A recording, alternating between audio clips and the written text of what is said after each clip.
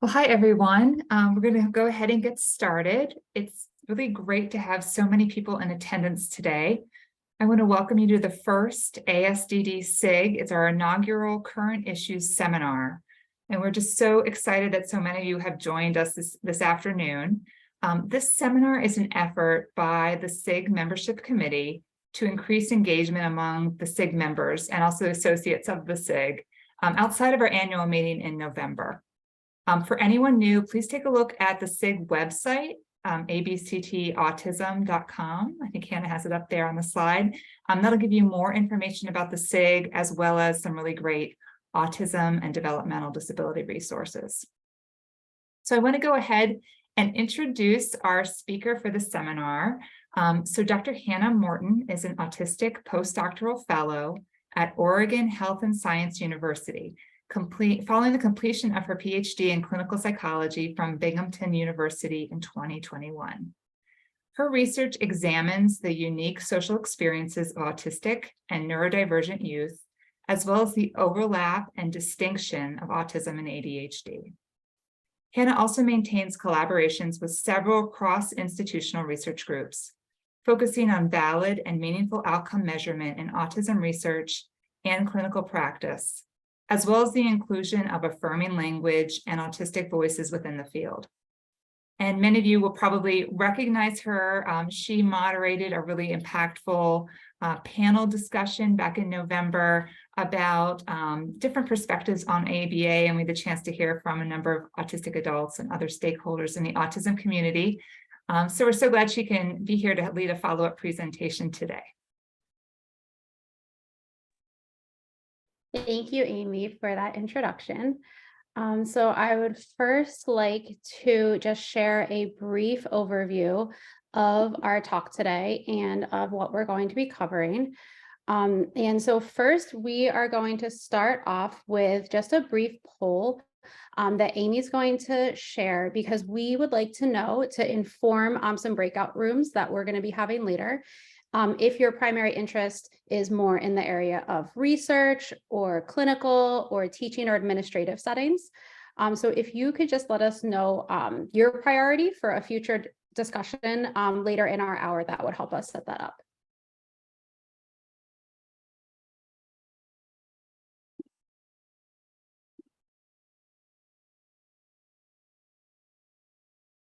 Okay, I think everyone should have had time to answer the poll. Thank you. So I'll be giving you some background about why we care about the language that we use when we talk about autism or in autism research and practice. And I'll also be sharing some findings from a literature review that I conducted with some colleagues of language use in some recent papers. We're going to be talking about clinical implications and research implications of these recommendations and findings. And after that, we are going to split out into some breakout rooms for a smaller group discussion. And we hope that that really is an opportunity for us all to engage and to talk about this important topic and hear from all of us the ways that our thoughts and the ways that we're integrating some of these recommendations and perspectives into our work. And then finally, we're going to come back together following those breakout groups to summarize and really hopefully represent all of our voices in a larger group discussion. So first, I'd like to acknowledge my collaborators that have been working with me, really all of us together in tandem on this research review and project. So Dr. Summer Botini,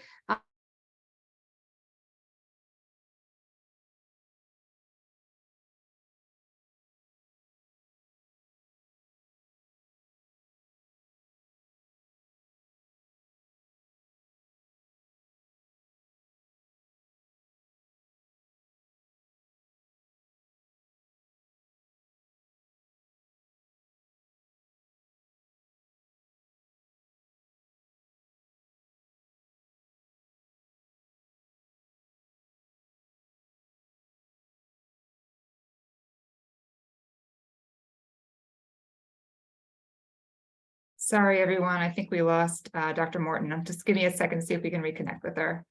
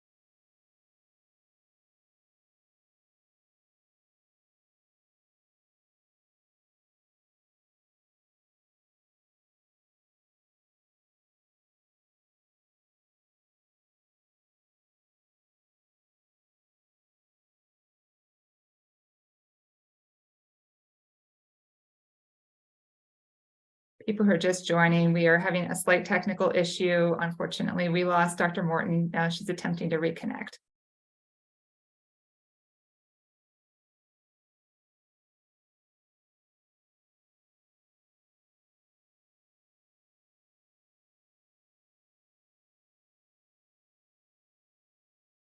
And that autism is inseparable from someone's identity, which means that it's not actually a disorder, but more so a disability that would be viewed as disabling within the societal context and not necessarily inherently itself a problem.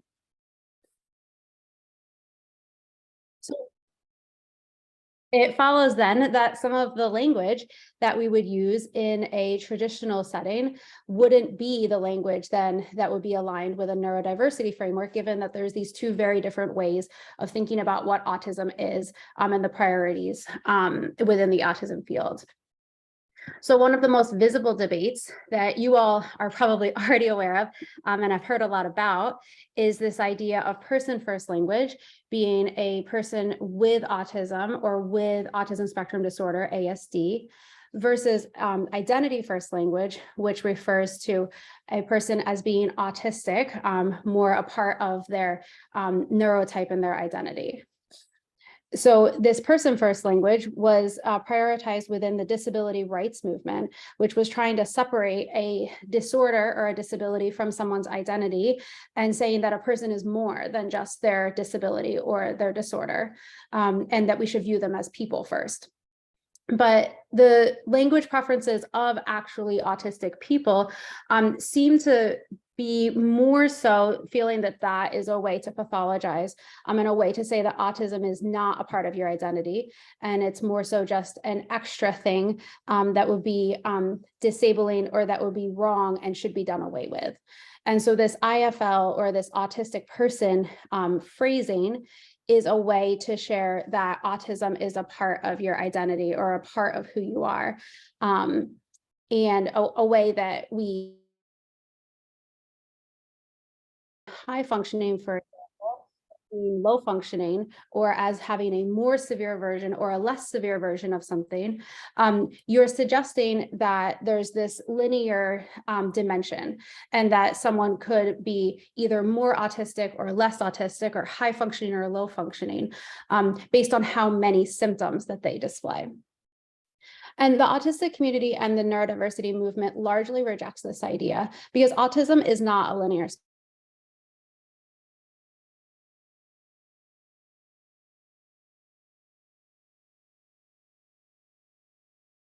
And when we create these linear dimensions, we sort of lump people into categories that aren't necessarily a good fit for them, or certainly aren't a good fit for them all the time.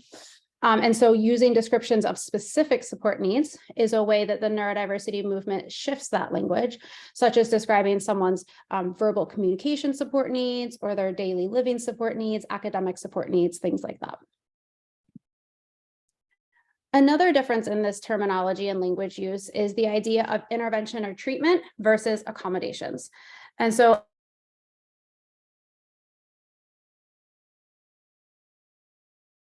again, being that we want to be decreasing those symptoms or decreasing the problem that is associated with being autistic.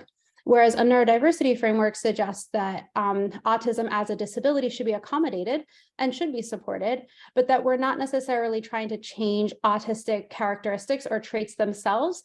We're trying to change the way that the environment is able to be more supportive or more accommodating for the person. We would also replace terms like nonverbal with an alternative of non-speaking. And so nonverbal describes, implies that is a broad term that implies that a person is not able to use communication, verbal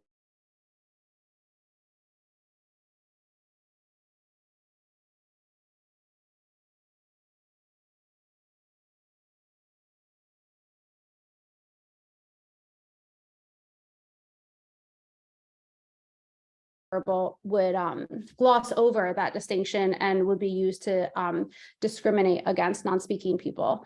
And so being more precise about being non-speaking or not using mouth words to communicate is a way to make that distinction. And finally, one more example that I'll leave you with is the distinction between a special interest or an area of interest. And so some broad terms, such as saying something is special or challenging, it suggests that the behavior is undesirable. So it suggests that we don't want to be engaging in those ways or acting in those ways, and that we should be shifting and doing different things instead. Whereas the phrase area of expertise honors that autistic people have these different intense interests, and that they should be allowed to and will be welcome to participate in using those interests and engaging with those things. And these are just some examples of the shift in terminology that we've seen and over the past 10 to 20 years, more recently, since some different recommendations for language use have come out. And in response to those language use guidelines, which I'm going to show you a little bit more later, we did produce as a SIG a document that describes some medicalized language and traditional language, and then also some potential alternatives. And this was emailed around, if you're on our listserv, to the members of our listserv around the time of our conference in the fall.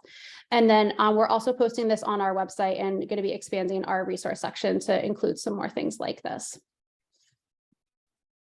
So in light of all of these recommendations and in light of the research that shares that we should be shifting our language use or recommending use of alternative language, we wanted to think about what actually is the language that's being used in the literature.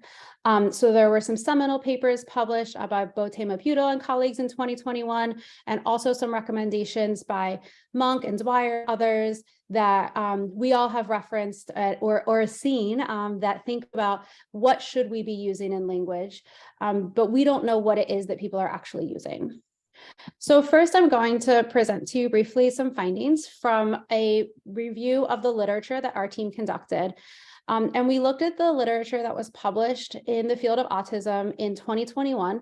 And this was studies that were either published online first in 2021 or with a print date in 2021.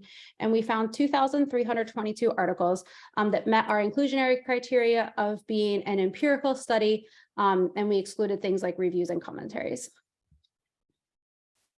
We then coded the articles for the traditional medical language, or TML, that they used, and the alternative neurodiversity language, or ANL, that they used using QDA Minor software, and analyzed the frequency of the use of these languages in general, and then also their change in use over time, and looking for differences according to the research topic, the participant group, and the journal type.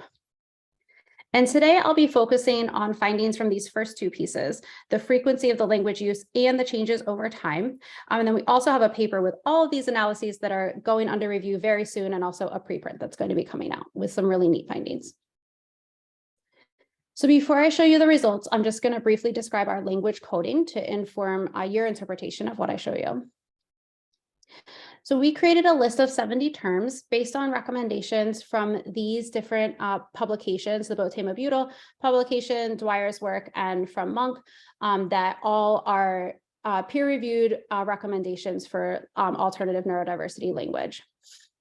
And we identified words and phrases that were listed as aligning with the traditional medical model, and then also things that were associated with an alternative neurodiversity approach. So these are things, for example, like describing something as high functioning or low functioning versus high or low support needs, and describing a special interest versus an area of interest. And there are many more of these, but just to show you. And so these are characterized as TML, traditional medical language, or ANL, alternative neurodiversity language. And then we also wrote queries for that software to identify the frequency of the terms in the literature. And these are just a variety of different ways that these phrases could be used, with some examples here. And this is a visual representation of the frequency that all of our 70 terms were used in the literature. The blue terms here represent traditional medical language, and the yellow terms represent alternative or neurodiversity language. And this word cloud format shows you that the larger words were used more often. So we can see that the most frequent terms were person-first ways to refer to an autistic person, such as saying that they're a person with autism or a person with ASD. And that the most common neurodiversity affirming terms were terms like autistic person and autism traits. And for the remainder of our analyses, our primary outcome was the percentage of the alternative neurodiversity language that was used across the studies.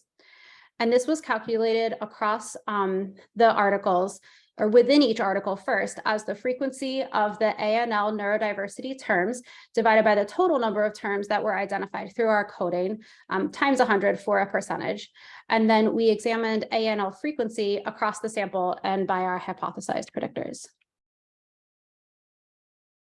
So first, to show you the frequency of the language used across articles, we can see that the data are quite skewed, and that over 60% of the articles used very little affirming language out of the terms that we coded for, meaning that these terms, these articles were using primarily traditional medical terms.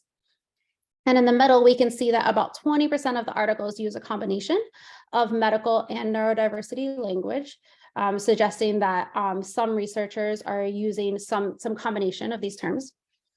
And on the far right, another almost 20% used primarily neurodiversity informed language. And in some of our additional analyses, I'd be happy to share or talk to you about outside of this seminar, we did examine predictors of the greater neurodiversity language, and particularly in this group, by those predictors of topic, participants, and journal type. But for today, I'm going to show you just some change in neurodiversity language use over time. And so we looked at the change over time based on the online publication date of our articles, which is in the y-axis here.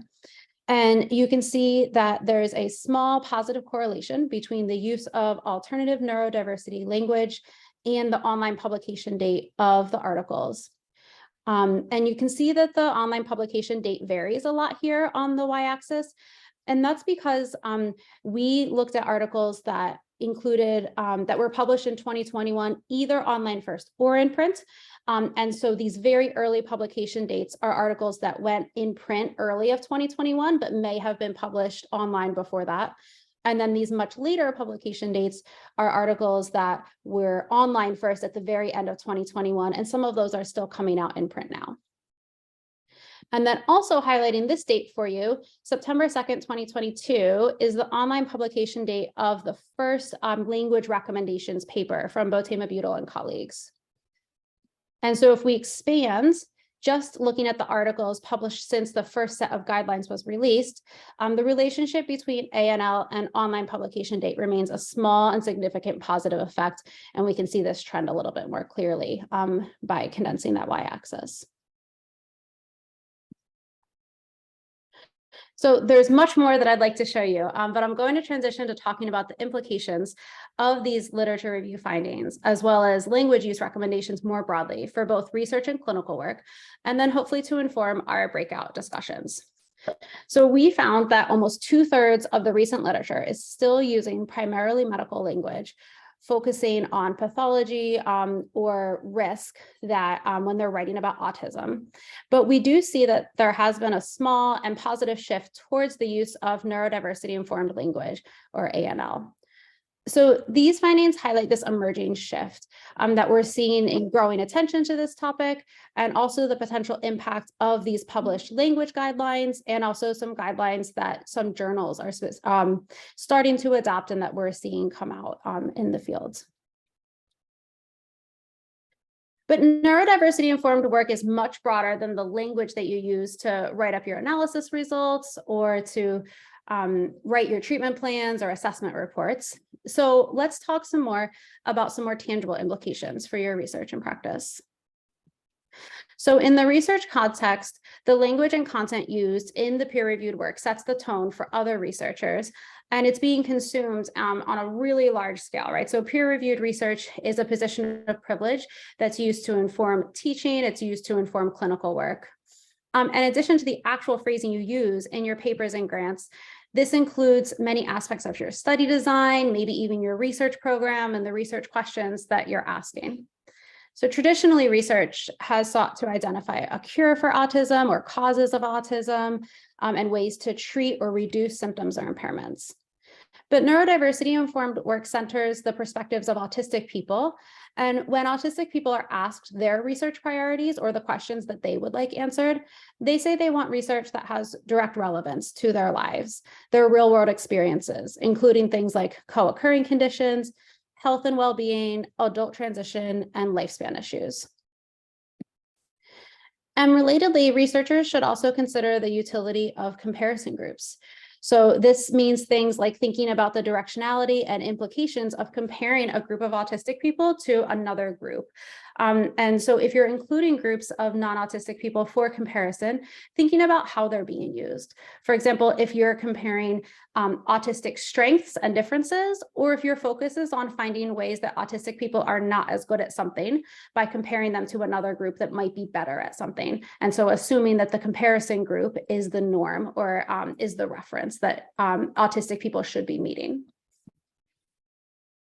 There's also growing awareness of the importance of directly including autistic perspectives and input within all aspects of research, such as through community-based participatory research methods that align with the ASPIRE guidelines, and also including autistic individuals as co-researchers and partners within this framework, within your study design, the implementation of your research, dissemination efforts, ensuring that as much as possible, your work is accessible for autistic people and aligns with our values. And finally, within the neurodiversity framework, intervention outcomes should be focused on measures of constructs such as quality of life, mental health, environmental access, and other autistic-led priorities. And so I would caution researchers to reconsider using measures like the SRS or other measures of autism characteristics as a goal for intervention. And instead of using measures of autism symptoms, for example, or characteristics as the goal, here's some other examples from research seeking to develop new measures or methods that affirm the autistic experience as being different, but not necessarily inferior. So for example, conversation analysis that measures social communication as a dyadic interaction and not as something that autistic people are inherently inferior. Or using a pacing toolkit that was developed based on spoon theory to address burnout and self-regulation. And also using reality checks to determine individual measurement heterogeneity and improve lab study generalizability.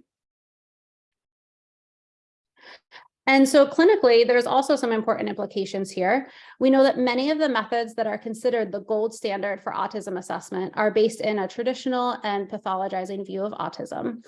But there's a few alternatives that I've listed here that I would recommend considering to incorporate within your practice, things like the MIGDAS, the CATQ, the Girls Questionnaire, and the SAT, which is hopefully out soon.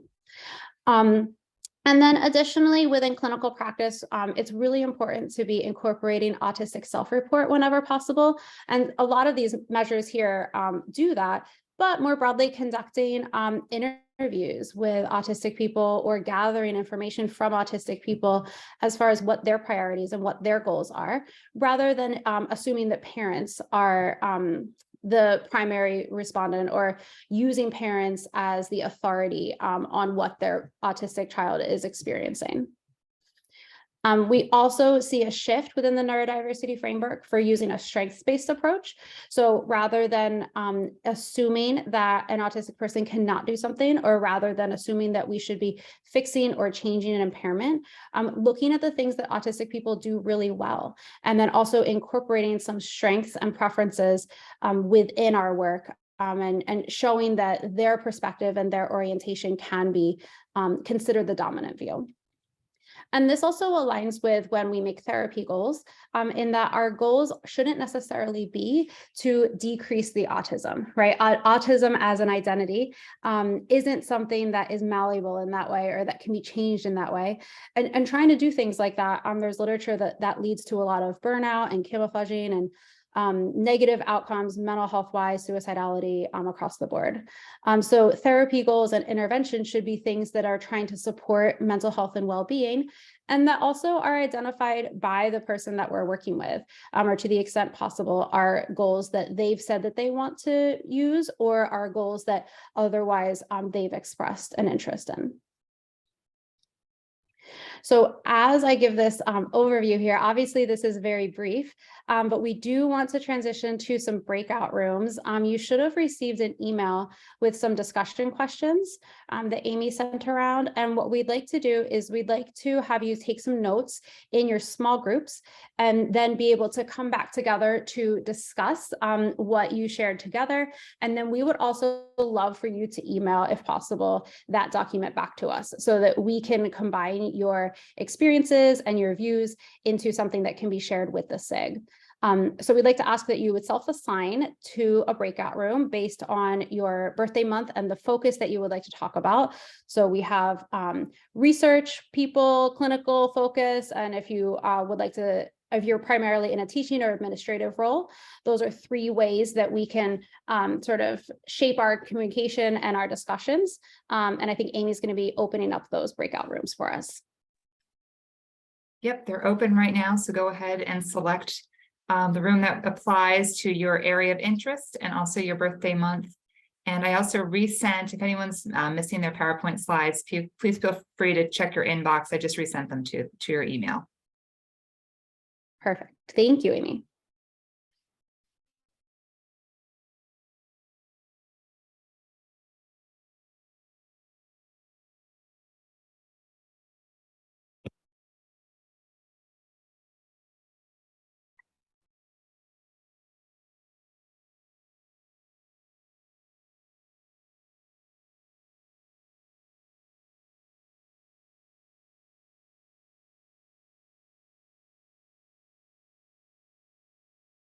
Anyone who hasn't joined a breakout room, if you have any questions, just turn on your camera. I'll be happy to answer if you're having any difficulty.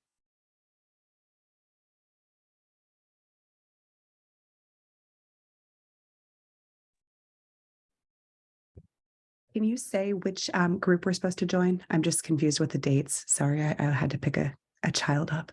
Oh, no problem. So you just have to pick a topic and then within the topic, go to the room that was your birthday month. Oh, perfect. Thanks. Sure.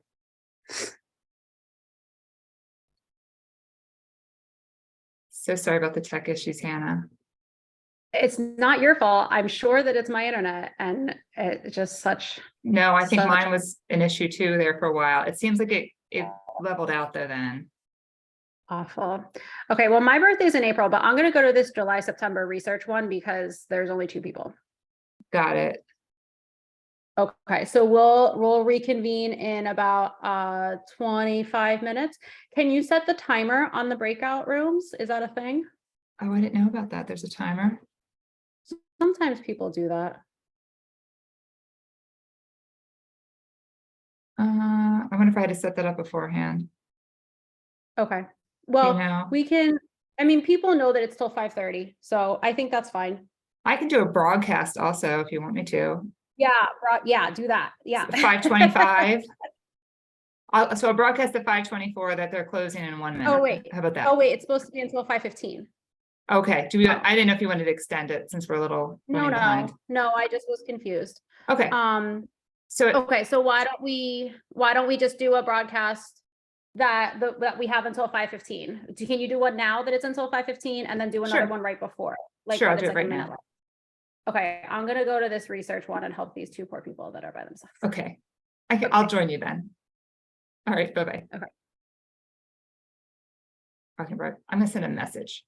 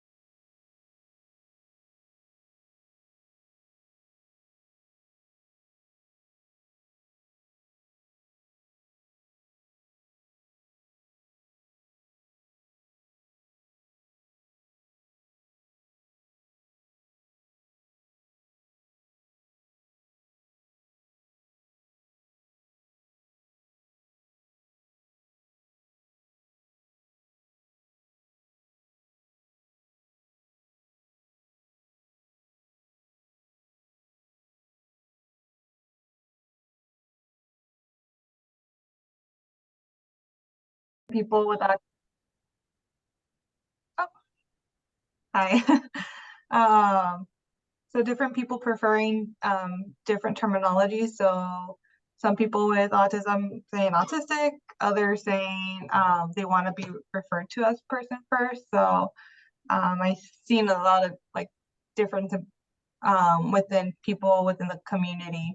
So I think that was interesting. Yeah, I agree.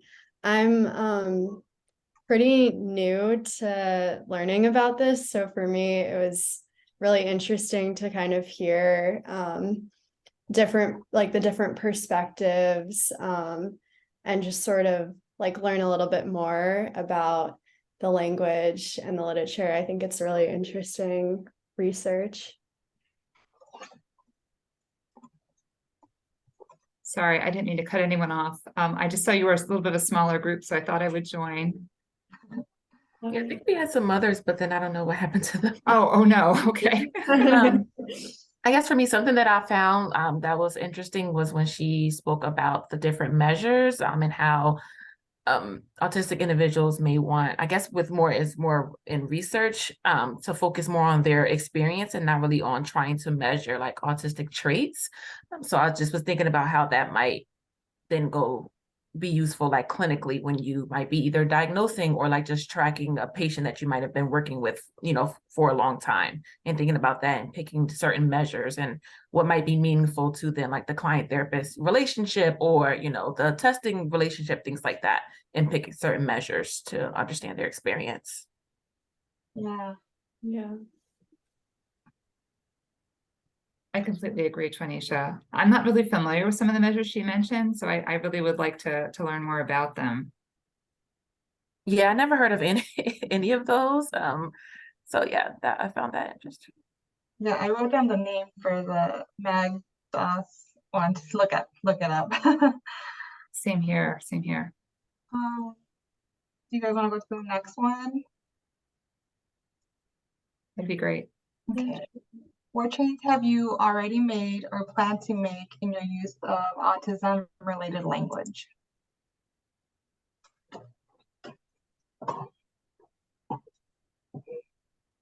For me, I feel like I was taught, or like when I was introduced to first working within the population, to say like, person with autism or, child on the autism spectrum. But I think in learning more about, the differences in language within the population, of kind of going with however the like family or the person themselves kind of introduce themselves or how it might come up, and then going with that and not like trying to assume how they may fit on that, I guess, on that spectrum of how they may refer to themselves or their child. Yes, me too. I've made a few changes, I think, specifically in the context of diagnostic report writing, trying to change language use, take out the word, I used to use words like difficulties and concerns and problems, and trying to use language that's a little more in line with differences. It's challenging though, in the context of a diagnostic eval that often needs to go to insurance companies, that to be used to kind of provide and allow the insurance company to pay for certain services. They sort of want to see that list of diagnostic criteria. So it's been challenging. Twanisha and I actually work together. So we've been trying to, as a group, we're trying to figure out really kind of how to still fulfill that insurance obligation, but use neurodiversity and affirming language. It's a challenge. Yeah, I was just gonna comment the same thing of like trying to work both ways, where you're trying to be more understanding and affirming, but also like, the report, where it might go and how it's going to be helpful, and try to even maybe have that conversation with families of, you might see, certain words or language, or us trying to explain, certain experiences in a certain way to be more helpful with the report itself.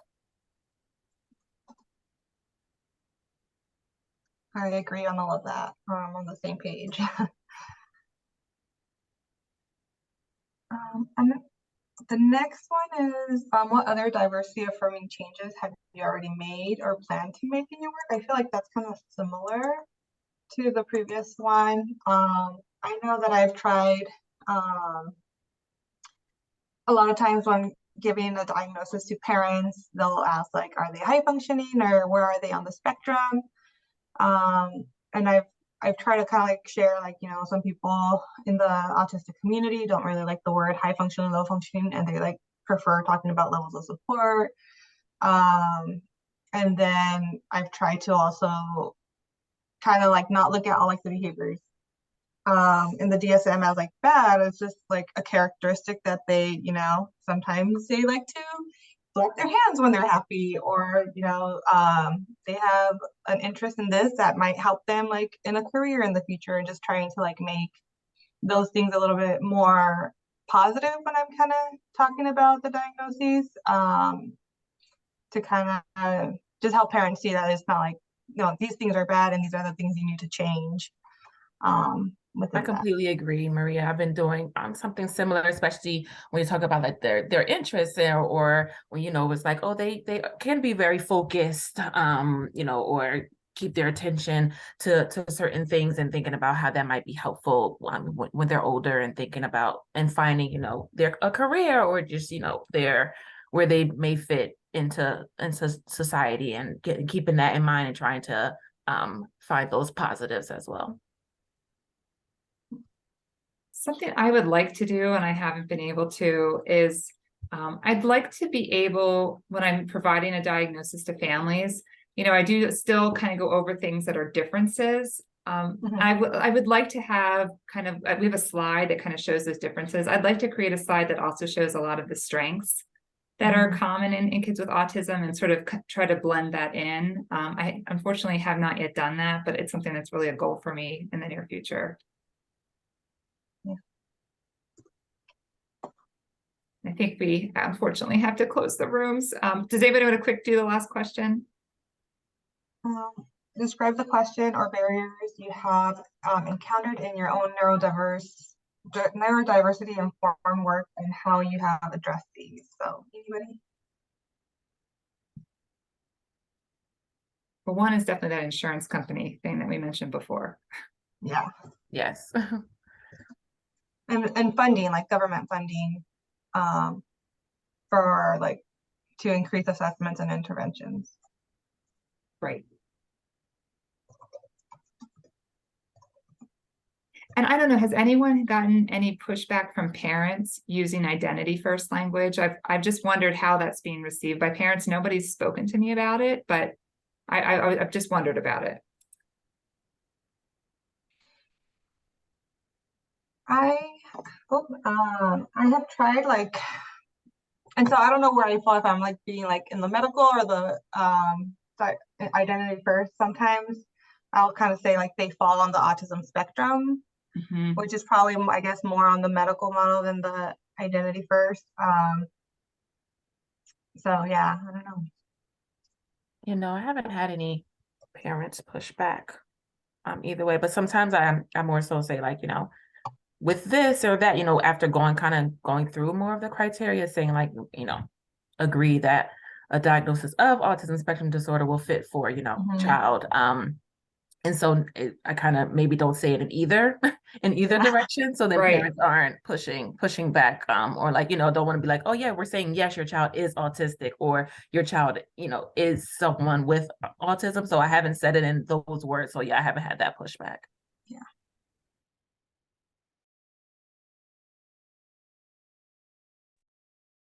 All right, hopefully we all had some useful discussions and thoughtful, you know, points that you can take away from this. And so we'd like to bring it back to a larger group discussion now.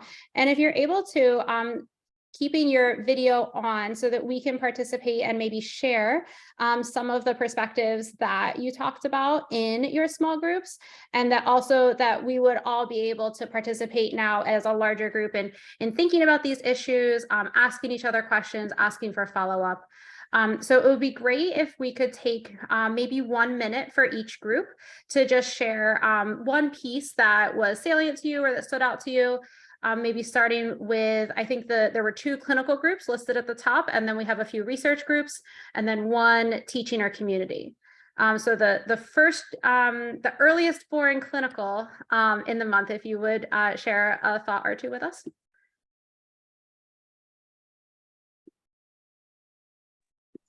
I can share from the group. One of the things we talked about was a really strong desire to want to use identity first language, and also a really affirming approach to diagnostics, but that we face the challenge of insurance companies wanting reports that are very much focused on problems and differences to really support a diagnosis and a reason for services. And really kind of we're talking through different ways and different approaches we've had to try to address that barrier to still make it a really affirming report. I think that's something that many of us could identify with, and that we also were talking about a little bit, even though we were in a research group, that it is hard to write strengths-based reports or use affirming language for a variety of reasons. Yeah, the second clinical group, could you someone share a comment or thought that was helpful for you all? I think that's our group. Someone interrupt me if I'm wrong. So we had a great conversation. I'm sure many of the same points others did. We were discussing challenges at the end, including, I think, what is probably a universal challenge of seeking not overly pathologizing, affirming substitute for challenging behavior, disruptive behavior.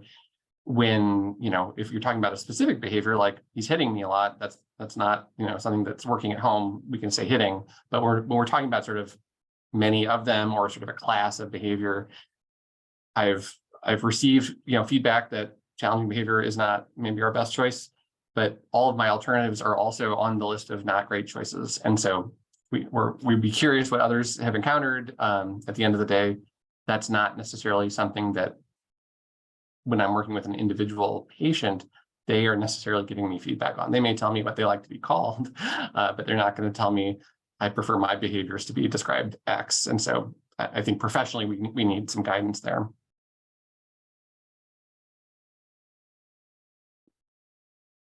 I think that's a great question. The literature talks about like describing the specific topography of the behaviors, right? Which is what it sounds like you're doing. But other ways to not use a word like disruptive or challenging or problem, right? That there's so many negative connotations of. I have heard interfering, as something that people sometimes describe, and then it's like interfering towards what, or interfering towards a goal-based or engagement with a learning environment. But yeah, are there other suggestions or ways that people have phrased some of these words?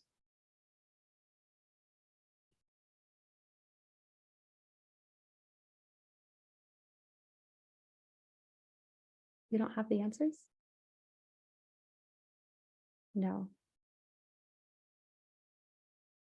Distrust behaviors in the chat. But then the caveat that it implies that the cause. Yeah, so I think there's this trade-off, right, of wanting to be affirming and trying to share that, the behaviors, have a purpose, or that behaviors, we want to think about that, but also ways that they maybe interfere or cause distress for self or for others, which may be less of the point, but is probably the reason why someone, why, for example, a parent might be bringing that up. All right, we have a few minutes, so let's switch to, we had 4, Amy, is that right? 4 research groups? That's correct. And can you tell me the months or prompt them, because I don't remember how it was split up. So first we have January through March. Great. Do we have a January through March researcher?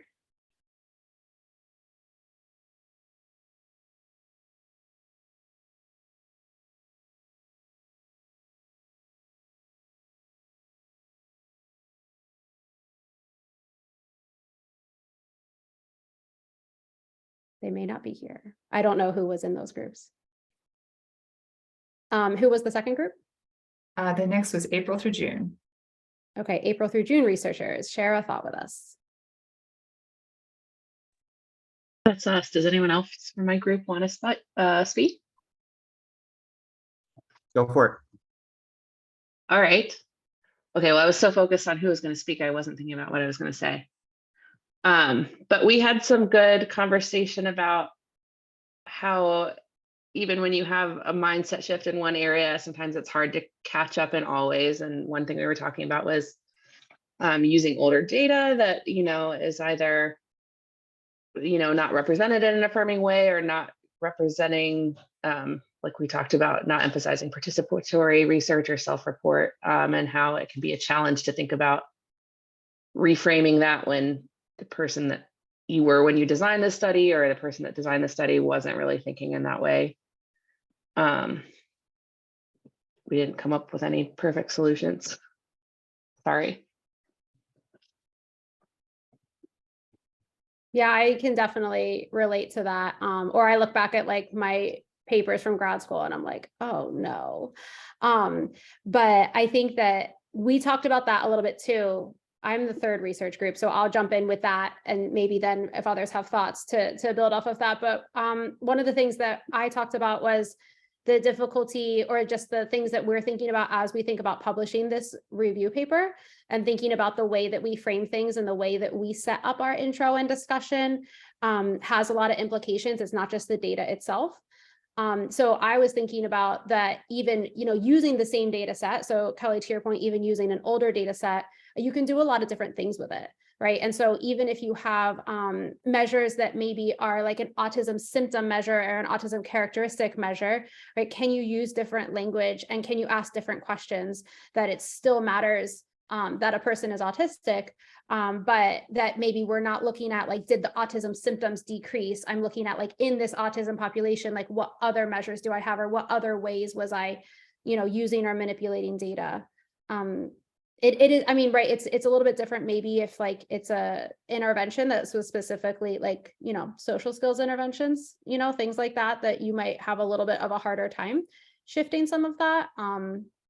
But I do think that the language that we use and the way that we ask our questions really, really can change a lot the content of what's being put out there.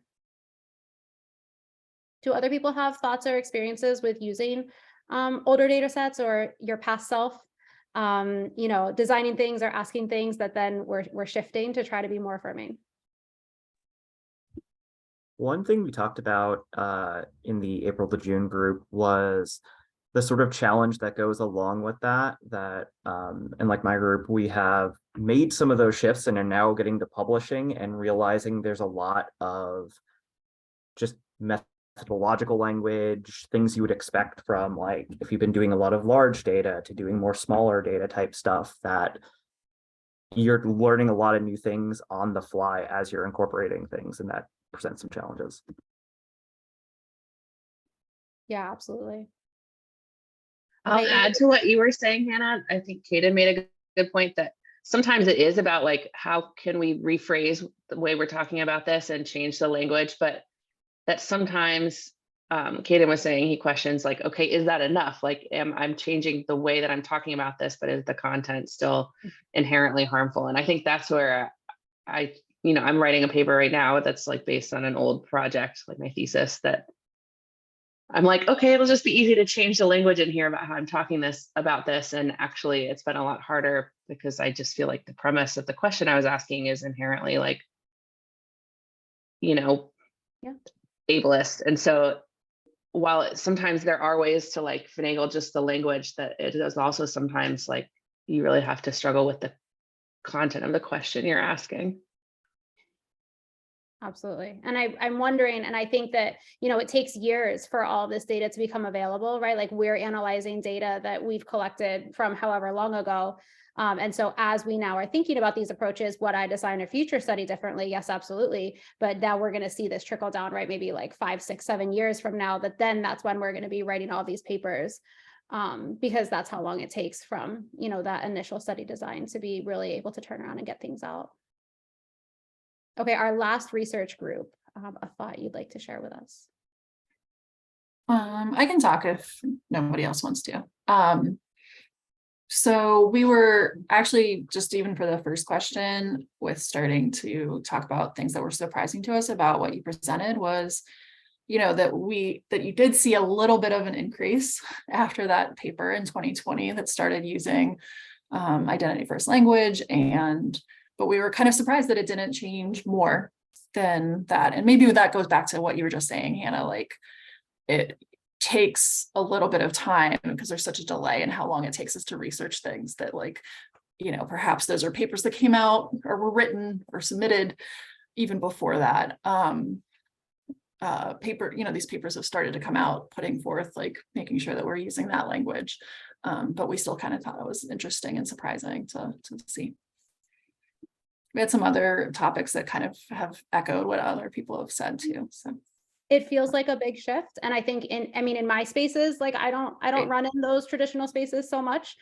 So it feels like that's very much a thing that's happening now, but maybe it's slower than we think, or it takes longer, right? To see, like, if we did this in 3 more years, like what would we see and how much more different would it be? Yeah, I think it'd be really interesting. We were talking about that too, like if it differs based on the space or the age group or a lot of other things that kind of go with the type of research that you're doing.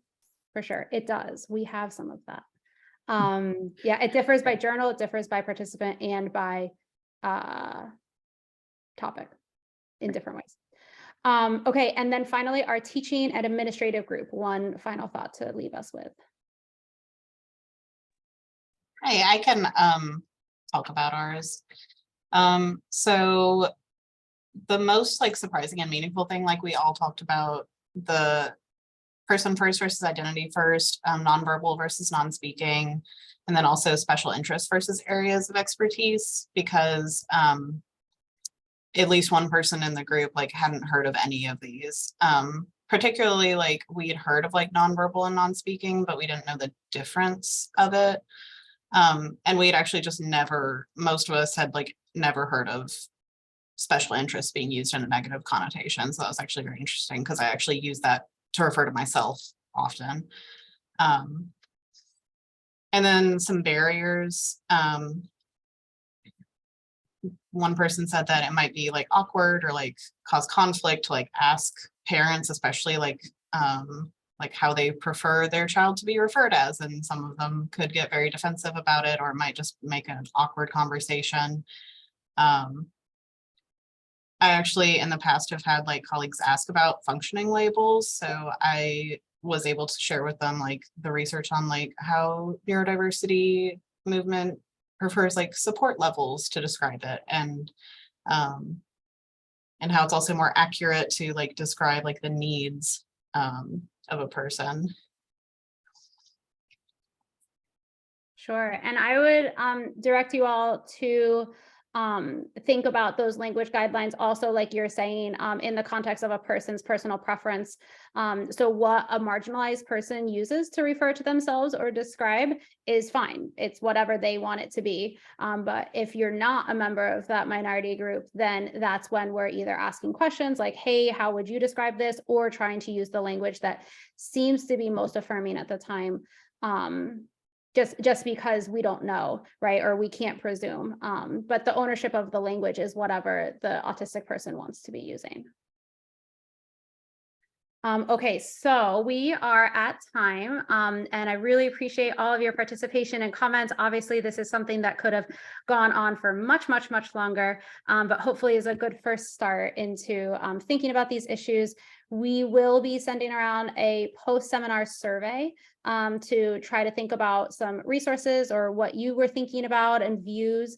So that would be really helpful if you wouldn't mind filling that out, because then we're going to be distributing all of that information to the SIG, along with some more resource lists, and also posting some more things on our website as we're working to create a more affirming space within the SIG and within our website and the resources that we share.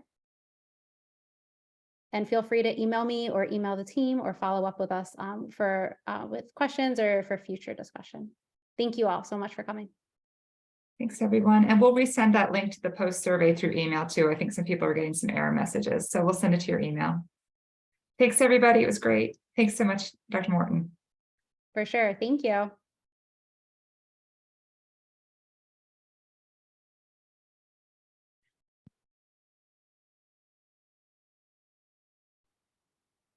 All right. Well, aside from technology, I would have had 5 more minutes. Oh my God. You did great. You did great.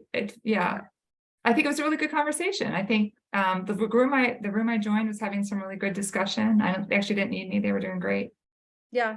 So yeah, I think there's some good points made. Really, the problem is the topic needs a whole day. Right. Like that was so fast. Like there was nothing. I did feel like I didn't say anything. Like, I don't even know if I said anything useful because I feel like it was so quick. Yeah.